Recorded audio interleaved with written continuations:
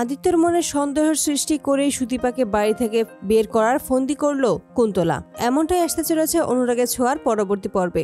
অব্র যখন পরমাকে নিয়ে বাড়ি ফিরে আসে তখনই সেখানে আদিত্য আসে। তবে আদিত্যকে দেখেই ক্ষিপ্ত হয়ে যায় অব্র কোনোভাবেই মেনে নিতে পারে না তার ছোট ভাই তাদের সাথে এমনটা করবে। অপরদিকে যখনই সুদীপাকে নানান ধরনের কথা শুনতে থাকে সকলেই, তখনই সুদীপা বলে যে আমার কি করার ছিল, আমার তখন মনে হয়েছিল পরমাকে আগে বাঁচানো দরকার, তাই আমি কোনো কিছু না ভেবেই পরমাকে বাঁচানোর জন্য সবটা করেছি। এতে যদি আমার দোষ হয় তাহলে আমাকে শাস্তি দিন, আমি সমস্ত শাস্তি মাথা পেতে নেব।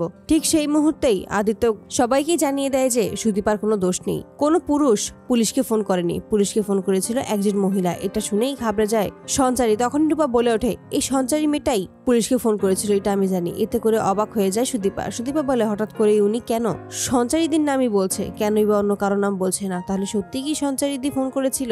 অব্র যখন আদিত্যকে দোষারোপ করতে থাকে আদিত্যর জন্য সবটা হয়েছে, ঠিক সেই মুহূর্তে সুদীপা সবাইকে সবটা বুঝিয়ে বলে আদিত্য তখন কি পরিস্থিতিতে ছিল, সে তার ডিউটি পালন করছিল, তার জন্যই সে কিছুই করতে পারেনি, তাই সে এতক্ষণ চুপ ছিল।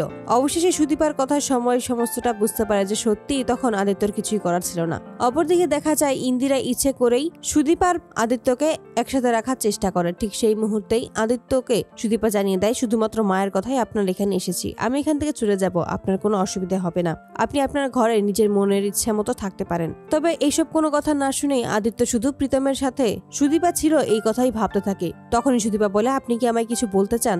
আদিত্য জানিয়ে দেয় যে আপনার ওই টিচার প্রফেসর যে সে আপনার সাথে এত ঘন ঘন কেন দেখা করছে, কেনই বা আপনার সাথে এত থাকছে, আর আপনাকে যেহেতু বাড়ি পৌঁছেই দিয়েছে সেহেতু বাড়ির ভিতরে কেন আসেনি? এতে করেই ক্ষিপ্ত হয়ে যায় সুদীপা জানিয়ে দেয় সেটা জেনে আপনার কোনো প্রয়োজন নেই, সেটা জানার আপনি কে? তখন আদিত্য বলে, আমি আপনার হাজবেন্ড। সুদীপা জানিয়ে দেয় সেটা শুধুমাত্র বাইরের লোকের চোখে, আমি আপনাকে কোনো কৈফিয়ত দিতে পারবো না। আড়াল থেকেই যখন কুন্তলা সমস্যাটা শুনতে পায় তখনই ভাবে যে এই সন্দেহের বীজ এবার এমন ভাবে ছড়িয়ে দিতে হবে যেন ওদের মধ্যে কোনো সম্পর্কই তৈরি না হয়, আর সুদীপাকে যেন বাড়ি থেকে বের করে দেয়। আর এটা হলেই তো আমি আমার উদ্দেশ্য সফল করতে পারবো। তাই আদিত্যর কাছে আসে এবং আদিত্যর কাছে ইনিয়ে বিনিয়ে অনেক মিথ্যা কথা বলে প্রীতম ও সুদীপাকে নিয়ে। এতে করে আদিত্যর মনে সন্দেহের সৃষ্টি হয়। তো বন্ধুরা, তোমাদের কি মনে হয়, আদিত্যর মনে সন্দেহের সৃষ্টি করে সত্যি কি সুদীপাকে বাড়ি থেকে তাড়াতে পারবে কুন্তলা, নাকি সুদীপা সমস্ত চাল বানচাল করেই কুন্তলাকেই শাস্তি দেবে?